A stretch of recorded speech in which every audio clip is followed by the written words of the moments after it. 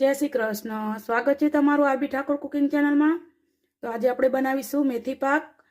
એના માટે મેં અહીંયા 50 ગ્રામ મેથી લઈ લીધી છે, 1 કપ ઘઉંનો લોટ કકરો લઈ લીધો છે, ગોળ લીધો છે, ગુંદ લીધો છે, દ્રાક્ષ, કાજુ, બદામ, સૂંઠ પાવડર, ગંઠોડા પાવડર, બધી વસ્તુ આપણે લઈ લીધી છે।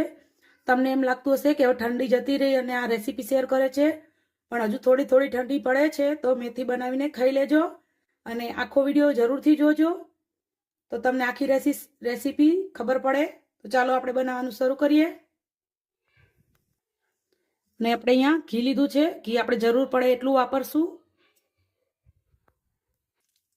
આપણે કડાઈમાં 5 થી 6 મોટી ચમચી ઘી લઈ લીધું છે। ઘી ગરમ થાય એટલે આપણે અહીંયા જે ગુંદ લીધો છે ગુંદને તળી લઈશું।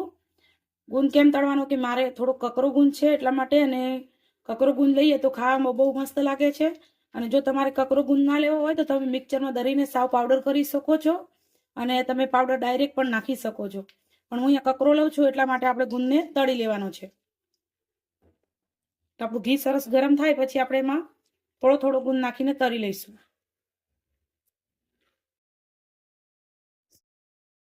ઘી ગરમ થઈ ગયું છે, હવે આપણે 2 થી 3 ચમચી જેટલો ગુંદ નાખવાનો છે, એક સાથે વધારે નહીં નાખવાનો, નહીતર ગુંદ આપણો કાચો રહેશે। જોઈશું તરત જ ઉપર આવી જશે, ઘી આપણું ગરમ હોય એટલે બહાર કાઢી લઈશું આપણે।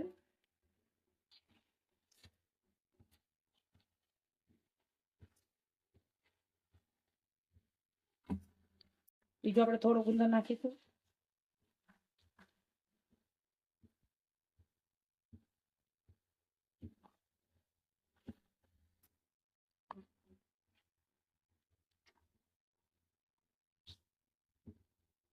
આપણે આ રીતે ગુંદર તરીને નાખીએ એટલે એની અંદર ઘી ભરાતું હોય છે ને ખાવામાં બહુ જ મસ્ત લાગે છે। જો તમને ઘી વધારે ભાવતું હોય તો આ રીતે જ કરવાનું।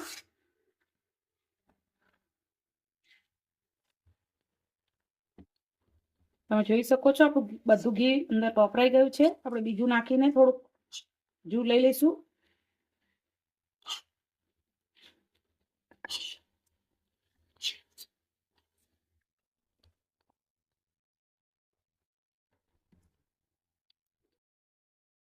આપણે બધો ગુંદર તળી લીધો છે, તમે જોઈ શકો છો સરસ આ રીતે તળી લીધો છે ગુંદરને। ગુંદરને સાઈડમાં રાખી દઈશું, અને જે આપણે લોટ ઘઉંનો લીધો છે કકરો એ આપણે આમાં નાખી અને શેકી લઈશું। ઘીમાં મેં 2 ચમચી લઈ લીધું છે, 2 થી 3 ચમચી ઘી લઈ લેવાનું, અને હવે સરસ આપણે લોટને શેકી લઈશું ધીમા તાપે। ગેસની ફ્લેમ વધારવાની નથી, ધીમા તાપે શેકી લેવાનું છે। જો તમારે અહીંયા ચણાનો લોટ નાખવો હોય તો પણ તમે નાખી શકો છો, પછી આમાં તમે અડદનો લોટ પણ નાખી શકો છો। હું અહીંયા ખાલી ઘઉંનો કકરો લોટ જ લીધો છે, અને જે ભાખરીનો લોટ આવે એ લેવાનો, લાડવાનો આવે એ નહીં લેવાનો, એ વધારે કકરો હોય છે, એટલે ભાખરીનો લોટ જે આવે એ ચાલે। અને જો તમારી પાસે ઘઉંનો કકરો લોટ ના હોય તો 2 થી 3 ચમચી ઝીણી સૂજી આવે એ પણ તમે નાખી શકો છો આમાં, એનાથી પણ એકદમ સરસ ટેક્સચર આવી જશે।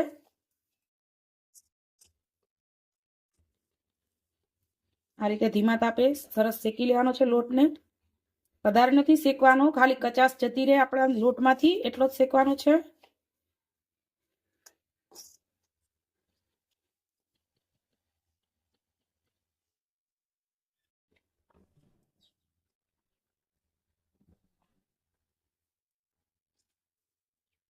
આ રીતે દબાવતા જઈને આપણે શેકવાનું છે। આ મેથી પાક બહુ જ મસ્ત બને છે, બિલકુલ કડવો પણ નથી બનતો, અને શિયાળામાં જો આપણે ખાઈએ તો આપણને કમરનો દુખાવો પણ નથી થતો, ને ડિલિવરી પછી માતાને આપીએ તો બહુ સારું, એને કમરનો દુખાવો ના રહે અને ધાવણમાં પણ વધારો થાય।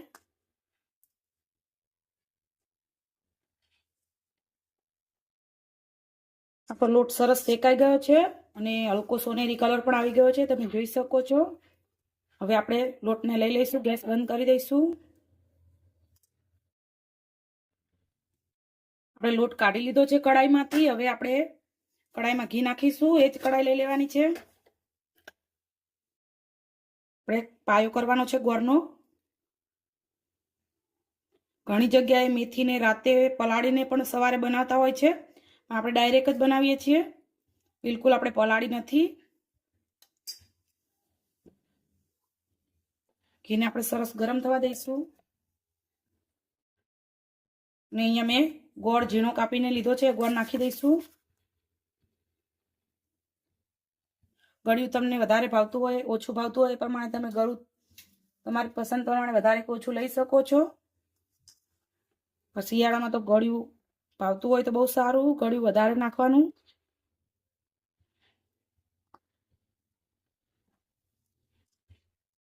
ધીમે ધીમે ધીમા ગેસ ઉપર આપણે કરવાનું છે, ગેસ વધારવાનો નથી, ખાલી ગોળને આપણે ઓગાળવાનો છે.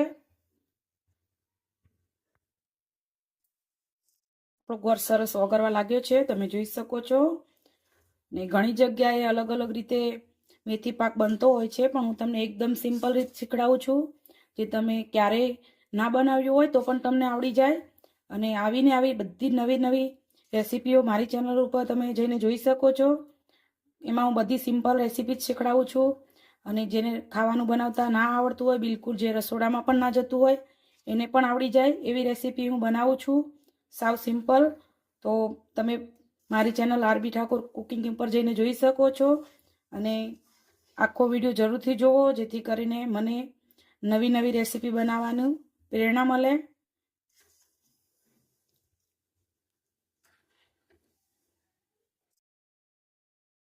વાતોમાં આપણો ગોળ પણ સરસ ઓગળી ગયો, તમે જોઈ શકો છો.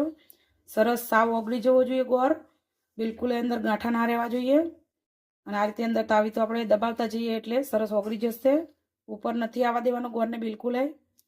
જો ઉપર આવી જશે તો કડક પાયો થઈ જશે.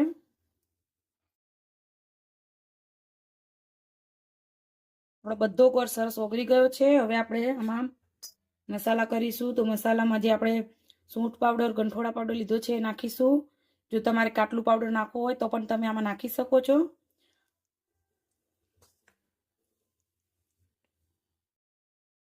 મસાલા આ રીતે ઘીમાં નાખવાથી સરસ મસાલા બધા ભળી જાય છે. એટલે હંમેશા આ રીતે મસાલા આ રીતે ગોળમાં ભેરવી લેવાના, જેથી એનો ફ્લેવર પણ બહુ સરસ આવે છે અને બધા એક સરખા પડી જાય છે. જો આપણે પાછળથી નાખીએ તો એ ગાંઠા પડી જતા હોય છે. હવે આપણે જે મેથી પાવડર લીધો છે એ નાખીશું, જેથી કરીને મેથી પાવડર આપણું સરસ શેકાઈ જશે. મેથી આ તૈયાર પણ મળે છે કરિયાણાની દુકાને, અને તમારી પાસે જો તૈયાર તમારે ના લેવો હોય તો આપણી મેથી સૂકી હોય એને દરીને પણ તમે બનાવી શકો છો.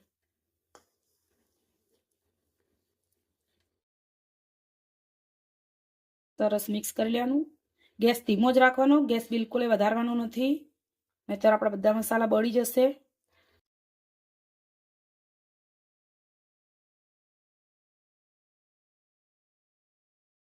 તો સરસ મિક્સ કરવાનું છે. હવે જે આપણે લોટ શેકીને રાખ્યો છે લોટ નાખી દઈશું.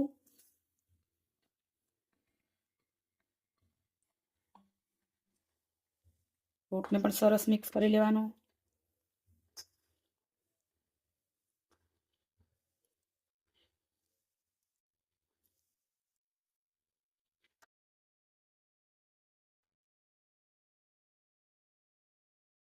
આ મેથી પાક જો તમે નાના બાળકોને આપશો તો પણ એમને પણ ભાવશે, એવો મસ્ત બને છે, બિલકુલ એ કડવો નથી બનતો.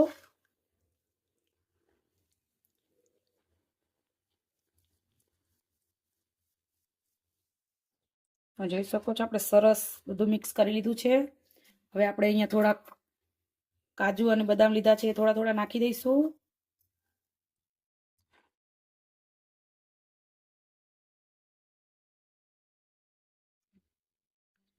અહીંયા મેં ધરાક લીધી છે, એ પણ નાખી દઈશું. ધરાક ઓપ્શનલ છે, તમને ના પસંદ હોય તો તમે ના નાખતા. જો લાંબા સમય સુધી રાખવો હોય તો ધરાક નહીં નાખવાની, પણ અમારે લાંબા ટાઈમ સુધી રહેશે જ નહીં, કેમ કે મારા ઘરમાં બધાને બહુ જ ભાવે છે, એટલા માટે એટલે મેં ધરાક નાખી છે. હવે જે આપણે ગુંદર તળીને રાખ્યો છે, ગુંદર આપણે આમાં નાખવાનો છે.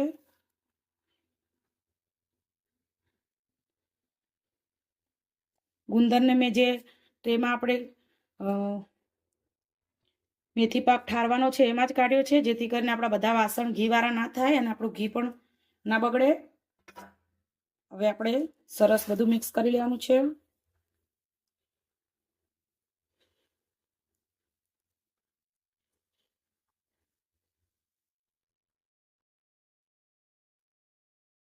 તમે જોઈ શકો છો આમ એકદમ મસ્ત મજાની સુગંધ આવી રહી છે મારા આખા ઘરમાં.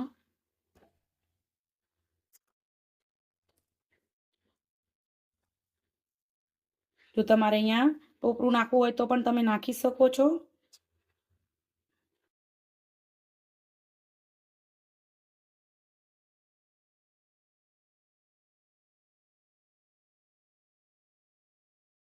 અહીંયા આપણે 1 મોટી ચમચી જેટલી ખસખસ નાખીશું. ખસખસ નાખીને સરસ મિક્સ કરી લઈશું અને હવે આપણે ગેસ બંધ કરી દેવાનો છે.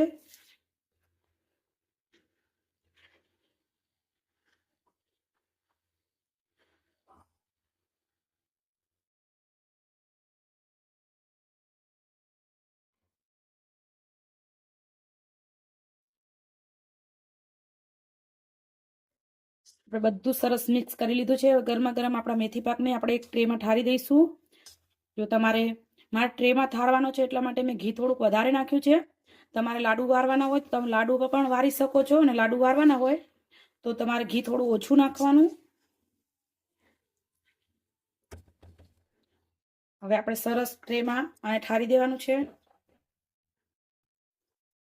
આપણે મેથી પાકને સરસ એક ટ્રેમાં સેટ કરી લીધો છે. આપણે ઉપરથી થોડાક કાજુ બદામની કતરણ નાખીશું.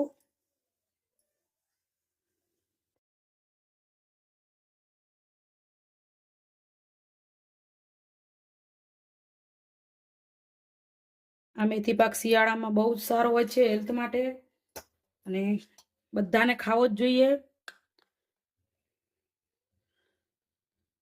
આ રીતે સરસ ઉપરથી આપણે આ રીતે દબાઈ દેવાનું, જેથી કરીને આપણે કાજુ બદામ છે એ બહાર ના નીકળી જાય. તમે જોઈ શકો છો કેટલું મસ્ત દેખાય છે. અને આપણે આને અડધા કલાક માટે ઠંડુ થવા દઈશું અને પછી આપણે આમાં કાપા કરી લઈશું. તો તમને કેવી લાગી મારી આ રેસીપી મેથી પાકની મને જરૂરથી કહેજો. અને જો તમને મારો વિડીયો ગમ્યો હોય તો લાઈક, શેર ને સબસ્ક્રાઈબ કરવાનું ભૂલતા નહીં. આવજો ને જય શ્રી કૃષ્ણ.